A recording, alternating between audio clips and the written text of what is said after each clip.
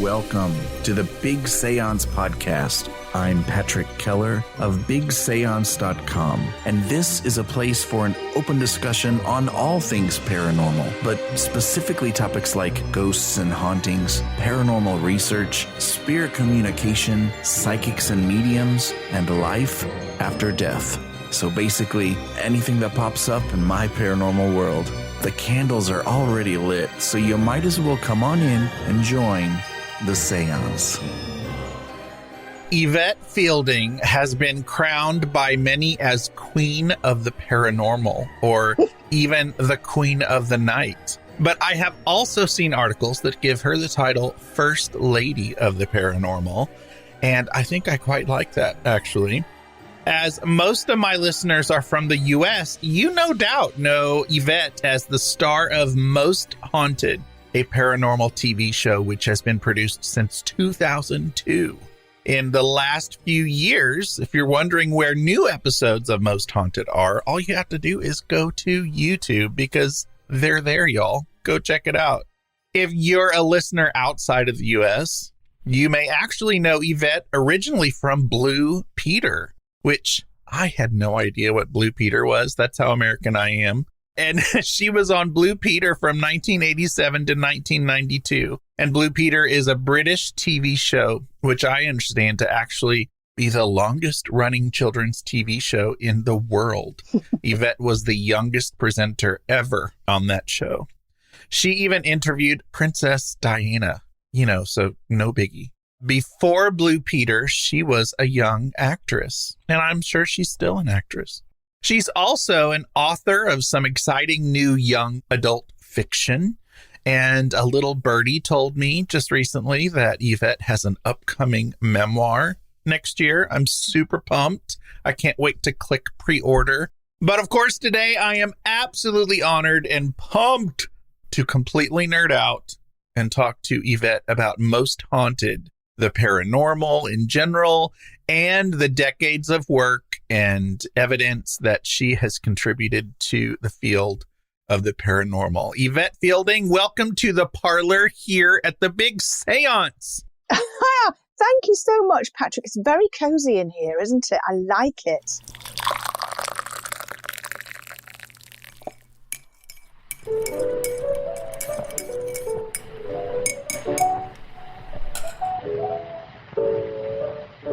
I hope you enjoy the candles and we're obsessed with all things Victorian here in the U.S. because, to us, that's old. So I like to, everything in here is imaginary Victorian. That's what I like. I'm imagining it because, of course, you can see my office. So we live in a very, very old house. It's 400 years old. And it's haunted as well, but it's very quiet at the moment because the children have left. They've flown the coop, they've flown the nest. And I think that when teenagers and children go, the ghosts suddenly go, "Oh, it's boring now. We won't do anything." Well, I'm sure having a quiet, empty nest is nice every now and then too. It is. That's for sure. That is for sure. So I have to credit Susan Davey, a beautiful listener and friend of mine from Australia, for the inspiration and confidence to reach out and thankfully have this conversation today. She's a big fan of yours. Oh. So then I immersed myself in all things Yvette Fielding and Most Haunted for the last 3 or 4 weeks. And so I have an admission. Poor man. I'm sorry. I feel so sorry for you. No, sorry. It's the opposite. It's the opposite of that. I gave Yvette a little heads up today that I have an admission to make. Sometimes Americans have this thing where we think we're the only ones on the earth and are the first at everything.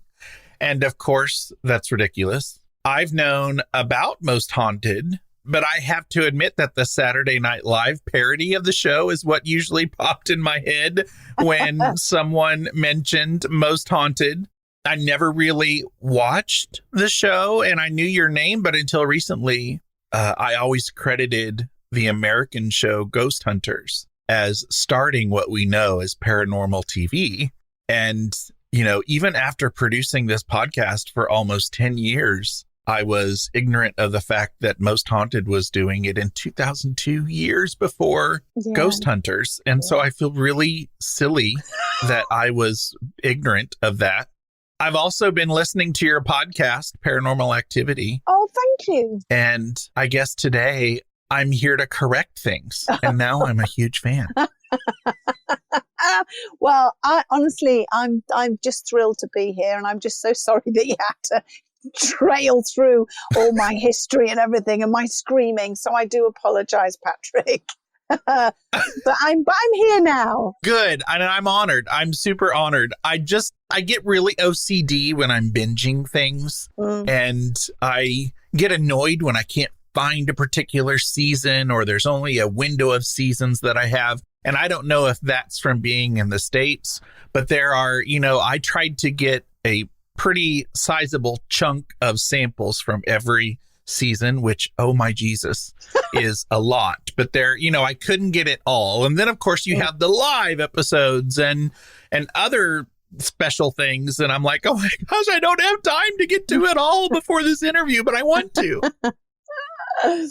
I know there's a lot. But it would kind of be a full-time job, I guess.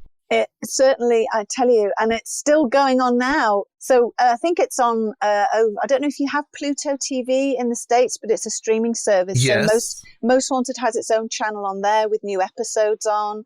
And if you're listening in the UK, it's on Sky TV as well. So it's still running, and we're still making shows, and it's incredible. And we've just finished the first leg of our stage tour around the UK.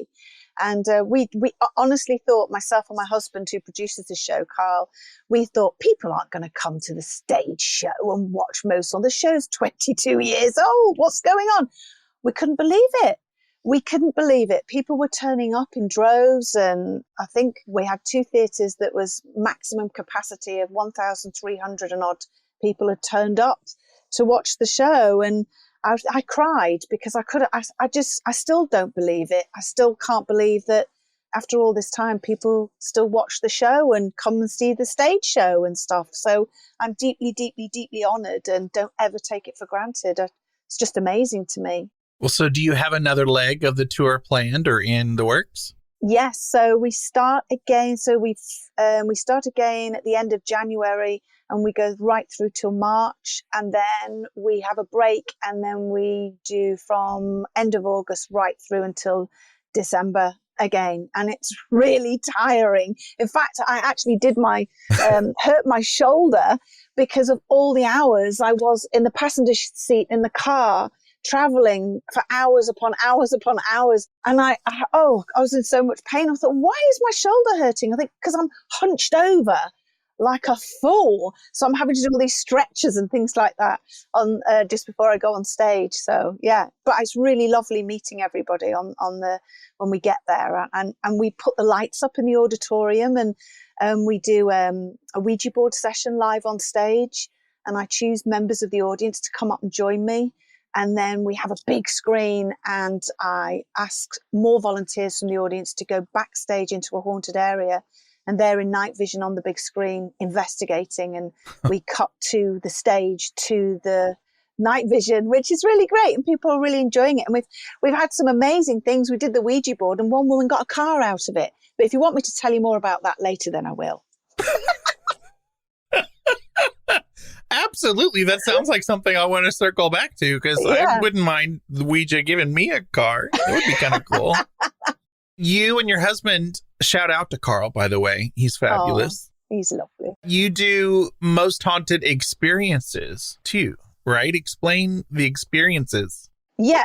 Oh, I wish you lived in the UK or we lived in America, because I'd love Patrick. If ever you over in the UK, you must come on an investigation with us, because I'm me and Karl are really proud of this. We are the only paranormal TV show, I suppose, TV investigation that opens it up to the public to show everybody that the phenomena that we capture on camera, they can experience for themselves. And it's not set up. It's not faked. It's not, because of course every paranormal TV show is accused of faking stuff and all of that. And I get that. And if I wasn't in a TV show, I would go, oh, for goodness sake, it's set up. So we wanted to prove, and it's been running for 8 years now, where members of the public can come along.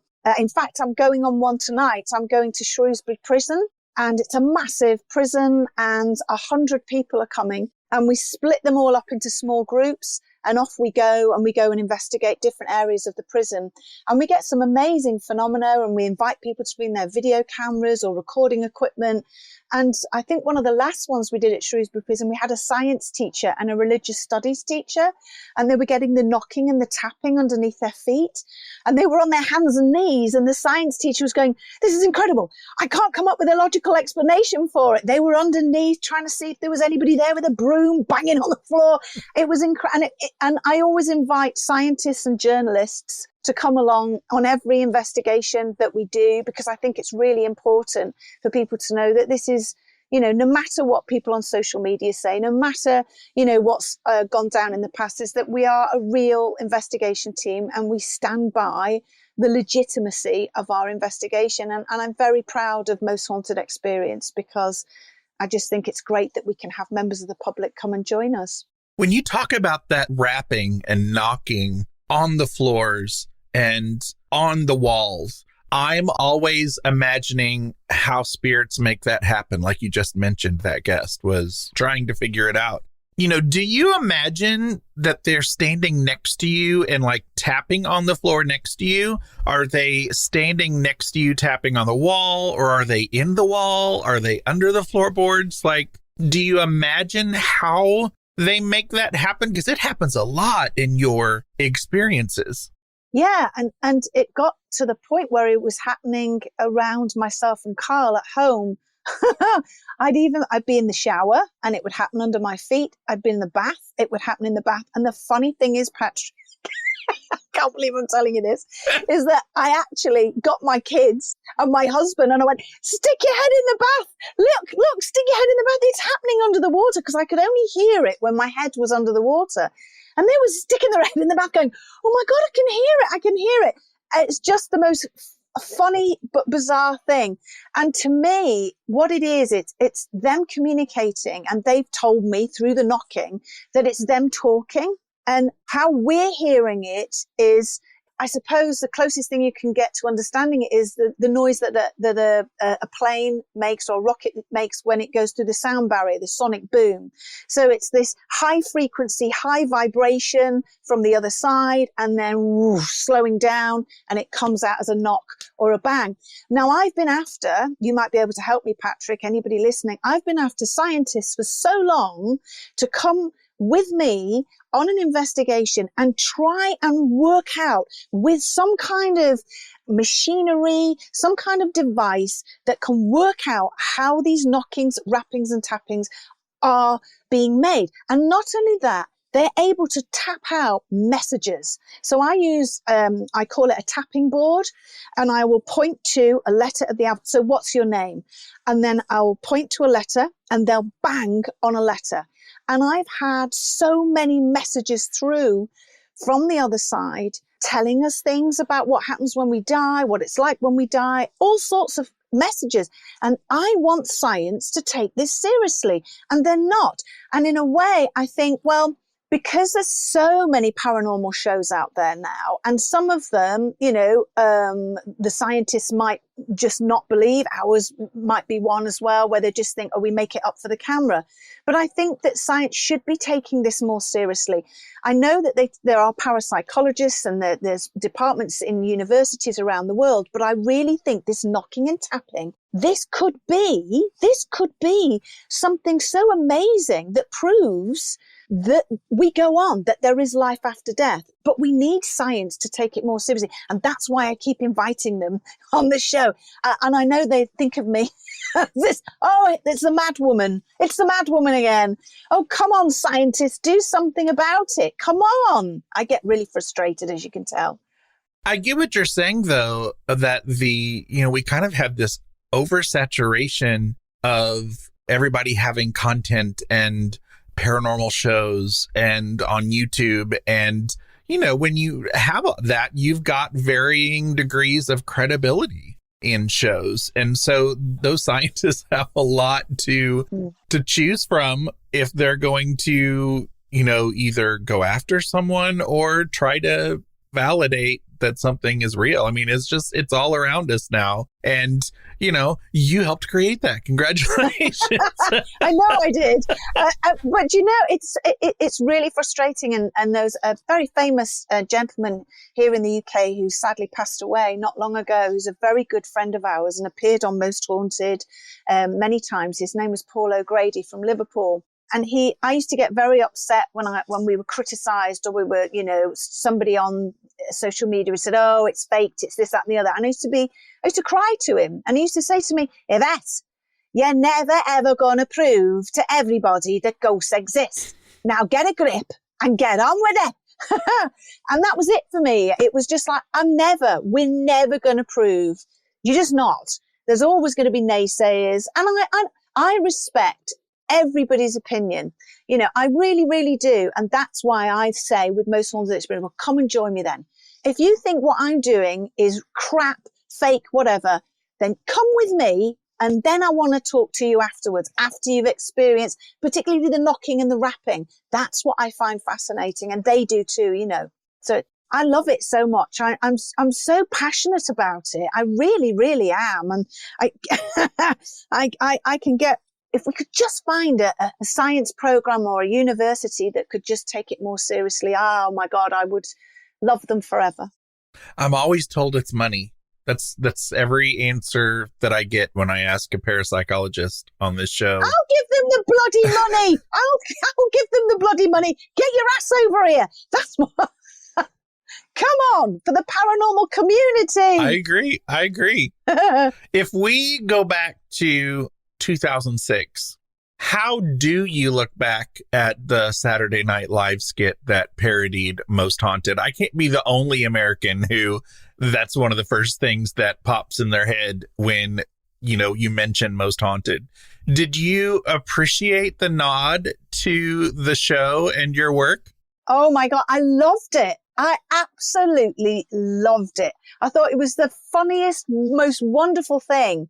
And I remember the Travel Channel being like blown away that we were, you know, had a parody about us. And we had something like 3 or 4 other shows in the UK where they parodied us as well. And I'm just like, oh my God, you know, that to me is the sign of a successful show. It's a sign that people are watching it, whether they love it, they hate it, whatever they think, they're watching it. And, you know, I think Hugh Laurie played the medium, and they had the sound guy, John Gilbert, off to a T. And I think it was, they were tracking down the noise of what they thought was a ghost, but indeed was actually a grim death rattle of a fart, wasn't it? That's what it was. It was brilliant. I loved it. Just the episodes that I happened to pick from later seasons, you know, I hear you guys even joking about farts and if somebody farted, and I'm like, well, I guess they can openly do that now. They in absolute fear. Where were we now? Bamborough Castle. I don't know if you have The Last Kingdom on Netflix over there. It's a show called The Last Kingdom. It's about Vikings. I'm not sure. Anyway, it was all about the history of Bamborough Castle. And of course, we did a Most Haunted there. And we were all in this, what's called the Bones Room, where they had all these boxes and stuff of human remains. And we were having poltergeist activity. These bones were flying around, and I think one landed in somebody's hair and we couldn't get it out, and it was a tooth, a human tooth. And I broke wind with fear. A little bit of wee might have come away, Patrick. I will say that, in fear. And everybody went, "Oh, what's that noise?" And I daren't tell them it was me. It came from my buttocks. You said you didn't tell them? No, because I was so ashamed of myself. I just brushed it. Oh, well, let's move on. I was like, I can't admit to that. And it's on camera. Oh, my God. Thank God it wasn't live. Oh, dear. You're making me cry now with the memory of it. Oh, dear. Whenever I laugh, I always cry. Oh, that's hilarious. Oh, dear. Well, you made me cry too when I was watching your outtakes that are on your YouTube channel. The outtakes are really funny too. Like, it has to be an absolute blast. I mean, it's just you having fun and, you know, going with your passion at the same time. And those outtakes are just delicious. Oh, thank you. Do you know what? We've had the same team now, I think for coming up for 10 years, the team that we have now. And it's the best team we've ever had. We love each other so much. We see each other socially. Seeing them tonight, can't wait. We do the stage tour together. We're a really tight-knit group of people that love each other and trust each other totally. And when people say to me, how come you get stuff when you go into these places? And we've been a paranormal group for 6 months now and nothing happens. And I always say, I think because it's just trusting the same group of people and working with them week in, week out, Practice. And you're building up this energy, because it's all about energy, isn't it? And I said, that's the key. I said, if you want to have a really good paranormal experience, then you need to practice and you need to work with the same people. And we work here at home. We've built like a building constructed completely out of wood. And I think on the 18th of December, we're all getting together and we go into this little building on our land and we just sit. We do a seance and we sit and the table starts shaking and the knocking starts happening. And we use a spirit cabinet as well, which you, of course, will know what one of those is.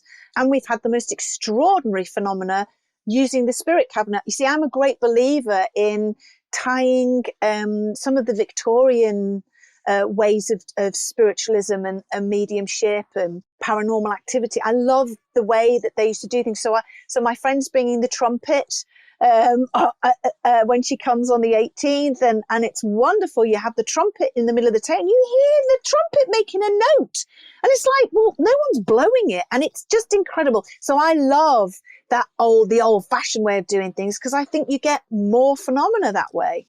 I share that obsession. Like I said, all things Victorian, early spiritualism, the way you were talking earlier. I forget what you call it. You'd have a sheet with like the letters. Yeah. I call it a tapping board. Yeah. Yeah. That goes back to early spiritualism and how they would have learned to communicate. I think even the Fox sisters started some of that.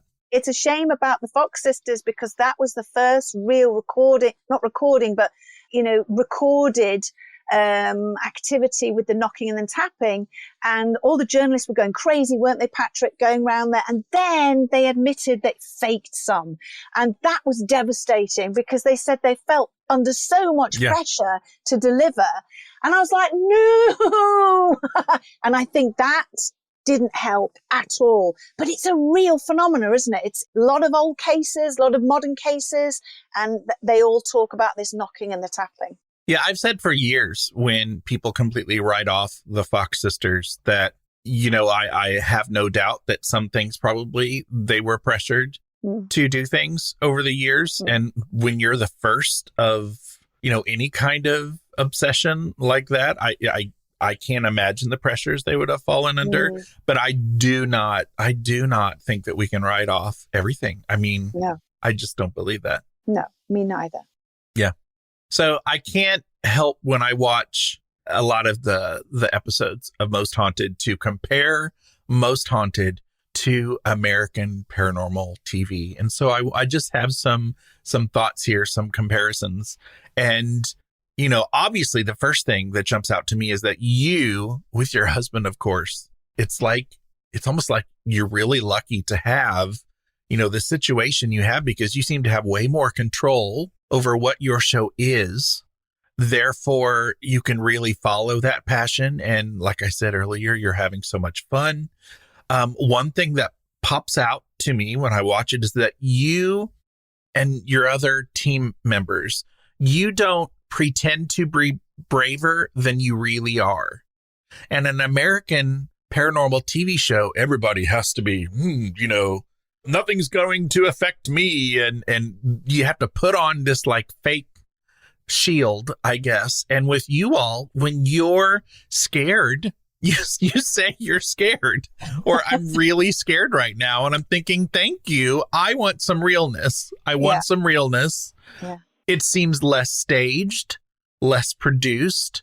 Sometimes I can't stand we went and met with the clients and they pretend like it's the first time they've met the clients. And I'm like, you've met them like 4 times at this point. Why are you pretending?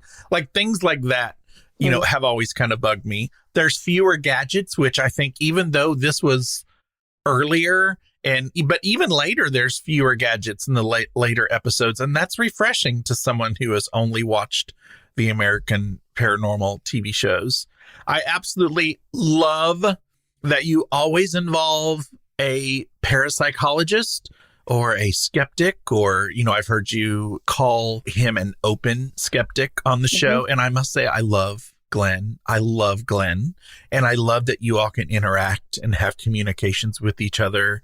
And I've noticed that there's more activity in your shows than American TV shows. And I don't know if that's the editing. I don't know what that's about, but I'm like, holy crap, I'm sitting there. You know, I will watch an American paranormal TV show now, and I'm so used to the pattern and how paranormal TV in America goes that I will like take a nap and fall asleep in it because I'm so used to it. And I'm watching your show now, and I'm like peeing my pants with all the things that are happening on camera. And of course, there's more screaming in Most Haunted. The latest shows, I will say, I have got a lot better. The earlier shows, good grief, so embarrassing. But to be honest with you, I don't watch, and I haven't seen any other paranormal shows at all. I think I watched a couple of clips of some people that send in spooky stuff for my podcast. But do you know, Patrick, I know this sounds really strange. I can't watch horror movies, anything to do with the paranormal. I can't read anything, even though I freaked myself out so much when I was writing my own books. I had night terrors. So I can't watch any other shows because it messes with my head so much. I think I would make myself ill. Because when I then have to go and lead an investigation into an old abandoned hospital or a mental asylum, if I watch those shows, I know me. If I was on my own or we did a Ouija board down there, I would be imagining, you know, the woman from The Ring that crawls out of the television, crawling across the ceiling. And I would be no good to anybody. So I'm really careful about, and when I come home from an investigation in the car, I have to listen to the soundtrack of Mary Poppins. I'm not joking, because I'm a pressure cooker. I am. I'm a pressure cooker. And I think, oh my God, I need to just calm down, because there's some investigations, particularly in the last 10 years with the team that we have now, that have been absolutely traumatizing, where it's affected my life and my mental health. And so I have to be very, very careful how I deal with that. And the other interesting thing is we were in LA. We went over for some meetings with television producers and channels who were interested in bringing Most Haunted back over to the US. Nothing came of them, but it was very interesting, the looks on their faces. Now, I will tell you this. So, how many weeks rehearsal do you do? And we said, excuse me, and Karl went, I'm sorry, how many weeks rehearsal do you do? And we said, well, we don't rehearse. We don't rehearse. We literally turn up on the day. I do my opening pieces to camera, my history pieces to camera. I said, we wait for it to get dark, we set up our cameras, and we go for it. And we finish when we feel we've got enough phenomena on camera. What? And I said, well, what do you do? And I won't mention the show. And they said they did 2 weeks rehearsal. And I think they said they did like a week or 2 weeks filming. The budget that this particular show got was, at the time, now we're talking about 10 years ago now, was about $250,000 per episode. And we were nearly sick on the way out because we do it for free. We don't have a budget. We did in the early days when we did the shows for Living TV and then we did for the Travel Channel. Of course, we had a budget then. But for the last 10 years, We have done it for the love of doing it. We don't get paid. Nobody gets paid. We do it because we absolutely love doing what we do. And I think it shows them, and we haven't purposely gone out and sought doing a stage show. The producers of the stage show came to us, and somebody that was doing a haunted evening said, can we work with Most Haunted? Can we do Most Haunted events? And so we wait for people to come to us, because I believe in the spiritual way of things, which is wait for people to, if they want you, they'll come to you. Yeah. So that's really, and it does upset us, I'll be honest. It does upset us here in the UK, because the majority of the paranormal shows now shown here in the UK are American. And we've been taken off the main channel that we used to be on for the American shows. And as you can imagine, that's sort of like, why? What's going on there? Because we were their number one show. And every time they put the American shows on, Most Haunted would beat it in the ratings. And so I think Discovery came and bought Really TV. And I think they went, no, we're paying a lot of money for our American shows. We're going to look after them. It's just a shame they don't look after the British shows. British channels don't look after the British shows, and I envy the Americans. I envy you guys, because you really look after, your own shows, and you really look after them. You protect them. I just wish we would do a little bit like that over here, because they don't seem to do that very much.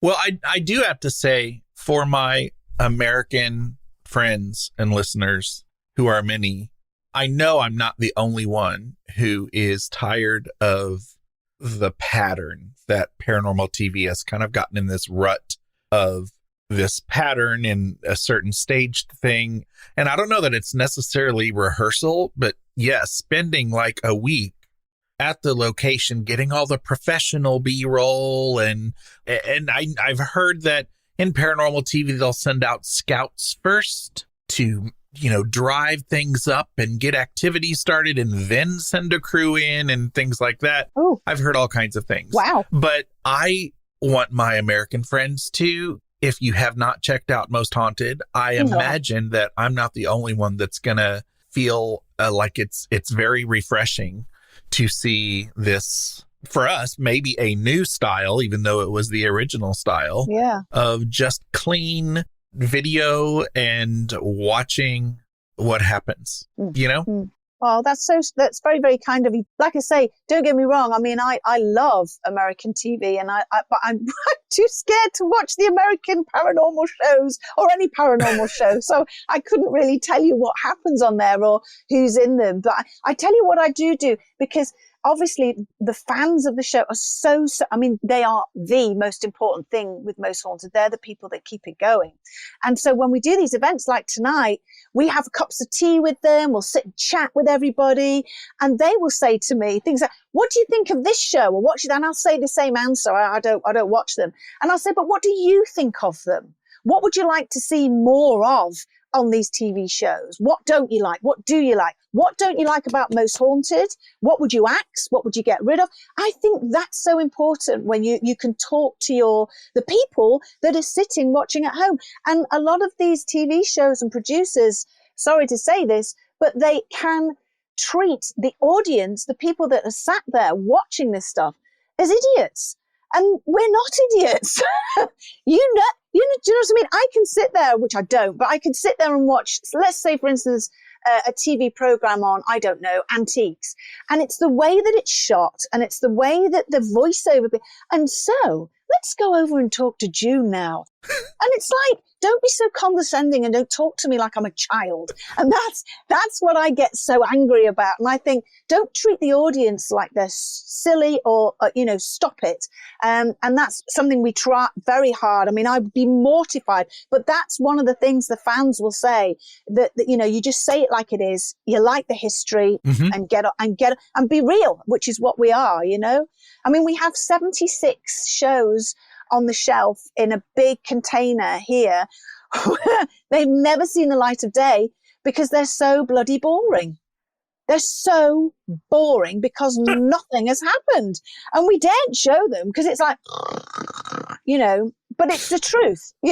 Sometimes any paranormal investigator will tell you, you can sit there for hours and hours and hours and bugger all will happen, and so we're jumping for joy.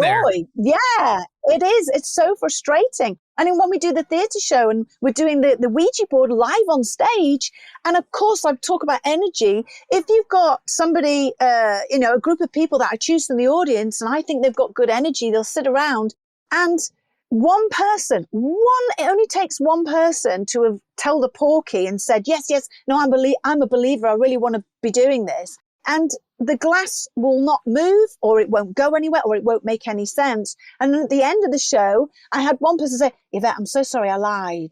I'm a complete and utter cynic and I don't believe in any of it. And I go, that's why nothing happened. And that's why, and I call them muters. So people that come into an investigation that think it's all a load of old crap or whatever, I said, well, please stay away, because you'll mute the energy. You'll stop the energy. The other side, the spirit world, love our energy and they love it to be positive. I do have to say, sometimes I feel like that's me, and I hate it. My listeners know I explained it 11 bajillion times, but my believer skepticism is like right down in the middle. And over, the last 15 years, it's kind of shifted one direction or shifted the other direction. Mm. I want paranormal to be real so bad. I absolutely, without a doubt, believe in the afterlife and that there's life after death. It's the evidence that my brain, sometimes it's right down the middle. I will want it to be real. I'll think it's real. And then the other side of my brain is like rolling its eyes going, girl, that is really out there. What's your problem? Be careful now. That could be, and I hate it. I am constantly fighting with myself. But then I also have listeners say that's why, I listen to your show. And I think that's also why your show, because of you don't see parapsychologists or a skeptic side of American paranormal TV. Typically, it's all one side of things. Yeah.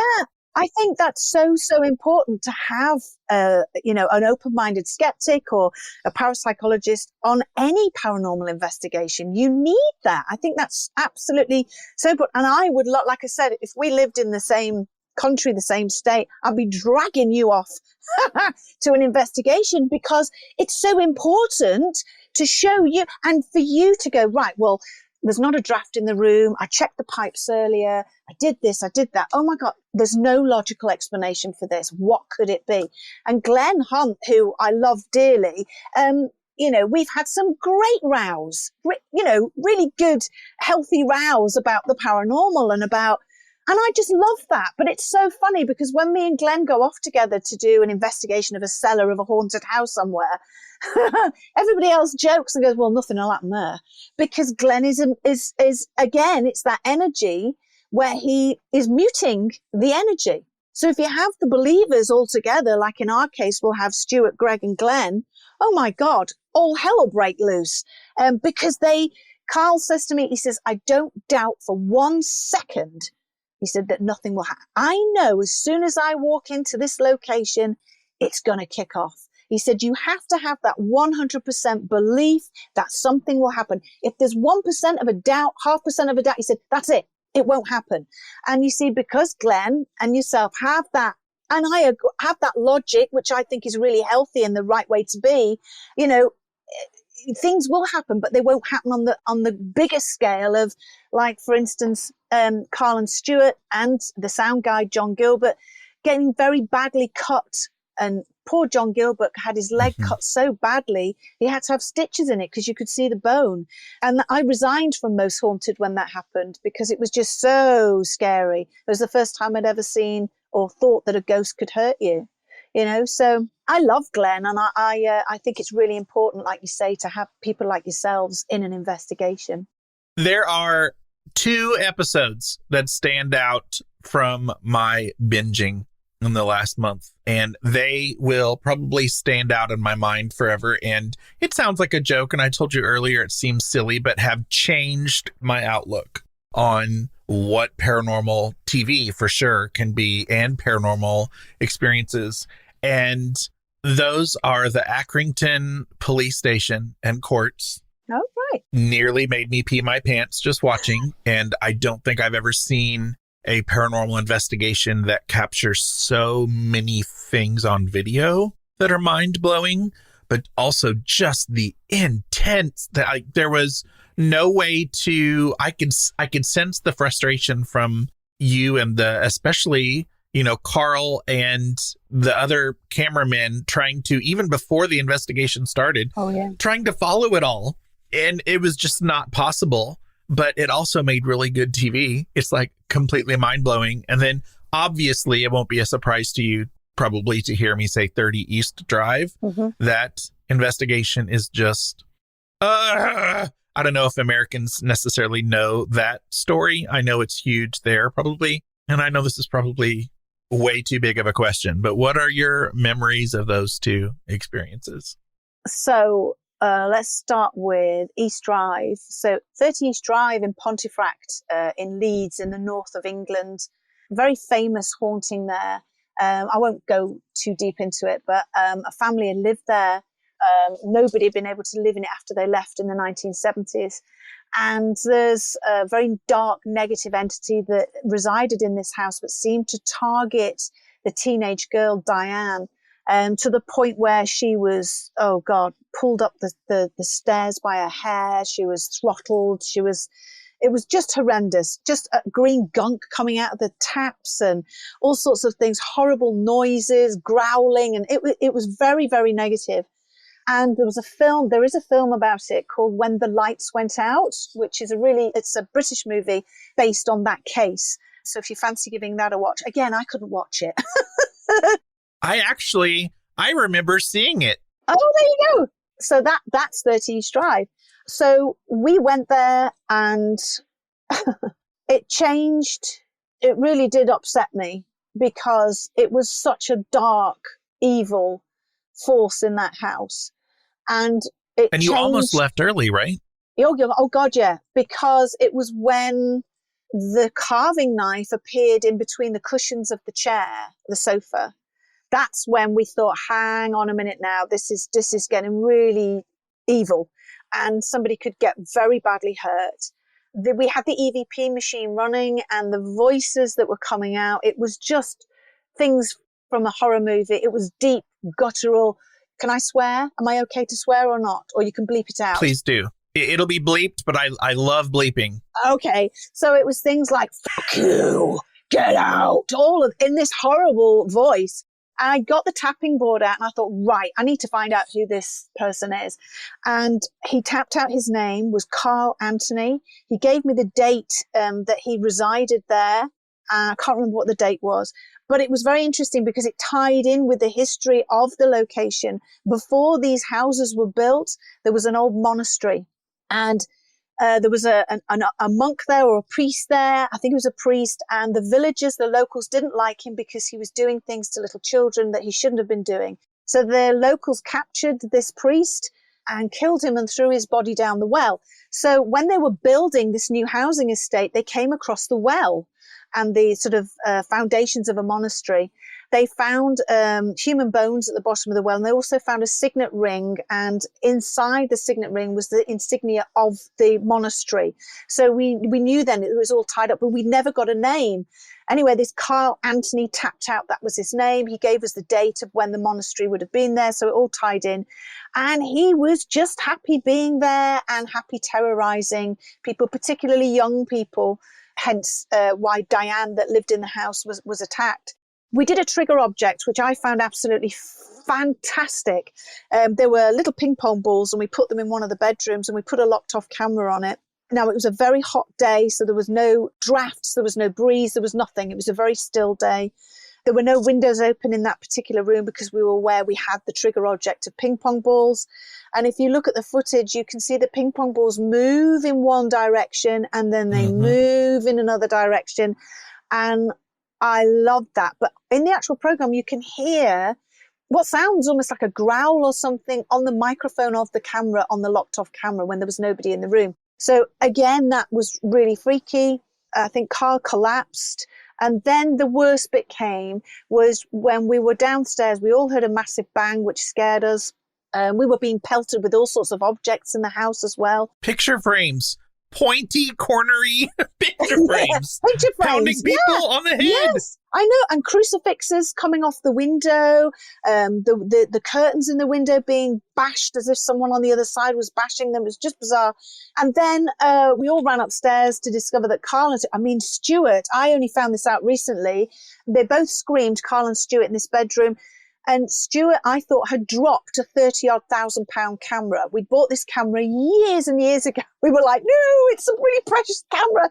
And he admitted to me, he said, I didn't drop it. He said, I bloody well threw the damn thing. He said, I was so shocked. And what had happened is that they both got burns on their arms, on their forearms, in identically the same place. And they described them as if they were being hit by a whip or a riding crop. And they said it felt like a whip and then like burns. Well, these burns came up. Patrick, they got infected. They were both on antibiotics. And when they went to the doctor said it's been infected from the inside out. And Karl still has the scar today. So when we finished the investigation and we were like, right, I can't take any more. Karl and Stuart locked up. They turned all the lights off and they had to give the key for the house, because nobody lived in it, into the next door neighbours through the letterbox. And as they turned all the lights off, they locked up, put the key through the letterbox, they walked towards the car and we all watched the lights, bing, bing, bing, bing, bing, all go on one after the other. And Karl said, well, if they can turn the bloody things off, they can, if they can turn the bloody things off, they can turn, what is it? If they can turn them on, they can bloody well turn them off again, meaning they weren't going to go back into the house. Meanwhile, I'm sat in the car waiting for them and I am just in tears, crying my eyes out and saying the Lord's Prayer over and over and over again. It really affected me because when we came home, I had to have all the lights on in the house. I wouldn't let Karl out of my sight. He had to come with me to the toilet. I was in a state. I'd seen scratches before and that really upset me, but to actually see these burns, that really affected me as well. But as you would do, Patrick, it was scary and frightening, but then it made me very intrigued. So then I started looking at cases going back where negative entities had come into a home, and then I'm looking at possession. I'm looking at scratch marks on people. For instance, we know The Exorcist, it was a little boy and he had these scratch marks on his torso, spelling out words and so on and so on. And lots of cases like that throughout history where burns and scratches are very prominent within a dark haunting. So then I thought to myself, right, I'm not bloody well scared of this. Come on, let's get to the bottom of it some more. And it fueled me. I was so angry at this Karl Andy. How dare you hurt my husband? How dare you hurt my crew? And I honest to God, I would happily go back there, all guns blazing, because I'd love to get rid of it. No one can get rid of it. And I would love to go in there because I now feel strong enough to get rid of it, because I think it's time for it to go. But I think the owners, or whoever owns it now, I think they're quite happy to sort of let it out to paranormal groups. And I think people enjoy going there being scared to death. Oh, my gosh. I've heard you talk about those burns, and I'm thinking, what do you say to medical personnel at the emergency room? You're like, well, we were attacked by a negative spirit. Yeah. That was we did that with Edinburgh Vaults when the scratches first appeared, and we were going live across the United States on the Travel Channel, and that's the first time that Stuart got very badly scratched. He still has scars. That's when John Gilbert had to go to the accident emergency, and I'm laughing now, but it wasn't, because I resigned. I actually resigned live on air on that show, and you can actually see it now. I can't hold it together. I am just in tears. Anyway, he said it was so funny because he got to the accident emergency room and they'd all been watching it on a telly in their thing because they knew that we weren't far away. So they were going, we've been expecting you, John. Oh, my God. And the nurses were all into it. And they were like, oh, my God, tell us tell us all about it. And they couldn't believe. He had to have loads of stitches in his leg, But, yeah, fascinated. Where was the other location you mentioned? Sorry, I was talking about your 30 East Drive. Oh, Accrington. Oh, Accrington. That's right. Yeah. What an amazing, amazing location. I've been there many, many, many times, taken members of the public and fans with me. We've done loads of investigations there. Just an amazing place. But on a Most Haunted experience, our daughter, Mary, who comes on some of the shows, she's in the military. She's in the Royal Air Force as a medic. So she can only come when she comes home every so often. She'll come and do an investigation with us. But she was a team leader on this particular night, and they were down in the cells. And there's very big locks on these cell doors, as you can imagine. And you can't lock them. There's no keys. There are no keys, but they're all, they're not, the bolt is back in the door, as it were. Anyway, so Mary says to some guests, would you like to go in this cell? They said yes. She said, would you like me to shut the door? They said yes. They had their EMF meters and temperature guns and so on. And so Mary shut the door, and for some odd reason, click, the lock went. Big bolt shot across. Well, they had to call the police. They had to call the fire brigade and the ambulance, because these people were stuck in a prison cell. There was no key. And this is the interesting thing. There was no key. What had made that bolt, it wasn't loose, shoot across and lock those people in? So eventually the fire brigade cut through the bolt and got them out. And this is the best bit. The fire brigade, the police and the accident emergency all stayed to do a Ouija board. They loved it that much. That just goes to show you how huge of a phenomenon you are in, Britain.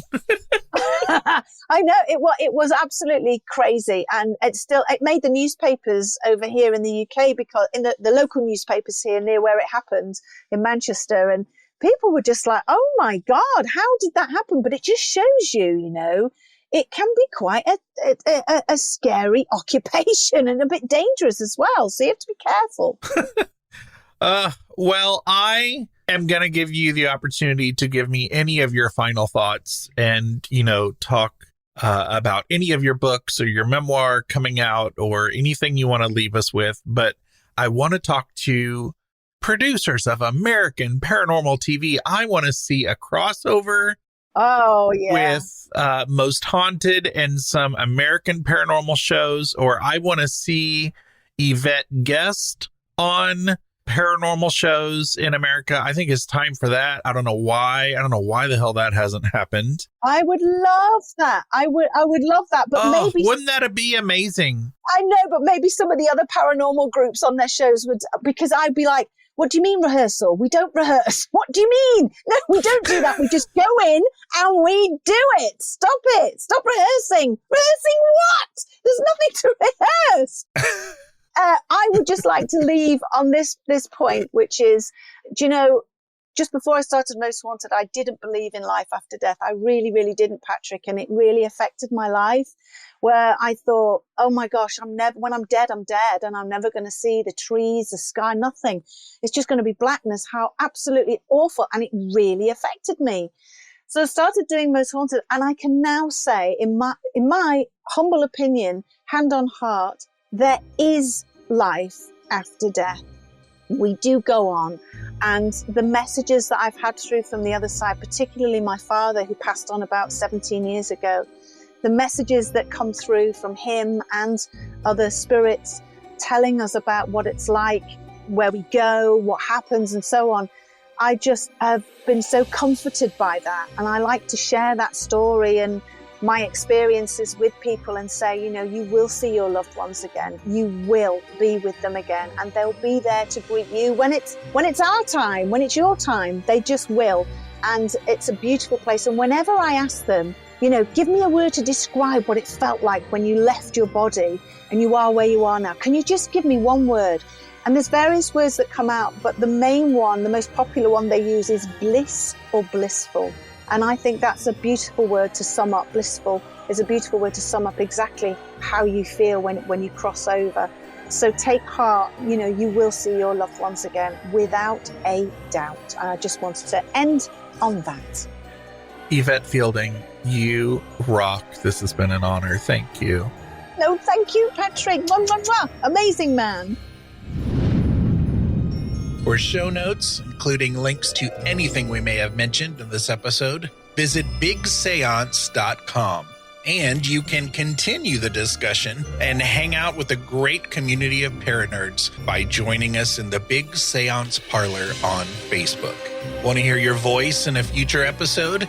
Go to bigseance.com/feedback to learn how. Thank you so much for listening. Unfortunately, it's time to blow the candles out, but we'll see you and light them again next time.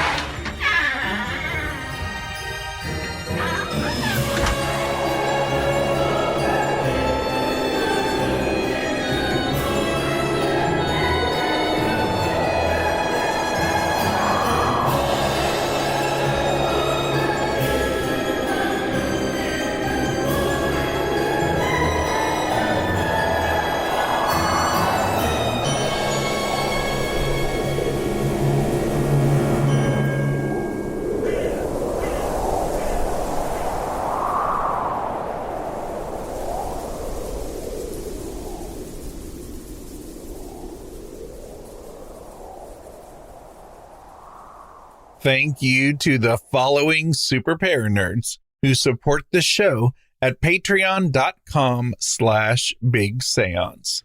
Jennifer Scanlon, Michael Henson, Daryl, Anne Marie Sullivan, Natalie N., Kim Robb, Josiel Lorenzo, and Susan Davey. My supporters at the Parlor guest level, who can be found at bigseance.com/parlorguests, are Anne Rekovich from OzParatech.com, Dina DeCastro of Dina DeCastro Astrology, Janae Michaels from Grey House Tarot and Farm Artifacts, Amy Park Gedicke of amyparkg.com, Lonnie Scott from weirdwebradio.com, Lana and John of Carbon Lilies, Midge Munster from midgemunster.com, Heather N. of dancingbeealchemy.com, Diane Razmataz, Tracy King, Andrew Watson, Amy Taylor, Mindy Kentop, Hope Battaglia, Cass and Bailey, Melissa Armour, Janet Shaw Binns, Bruce Williams, and Christopher Kohler. And I currently have 4 fabulous listeners who support the show at the $10 level, which isn't even a thing, as you know. Those Paranerds are Glenna Becker, Peggy Hagan, Steve and the lovely Judy Skinner, and James Wilfong. I also have 3 wonderful listeners who support the show at the completely made-up $20 level. And those peeps are Norman and Linda Keller and Kevin Gilbert. Thanks, Paranerds.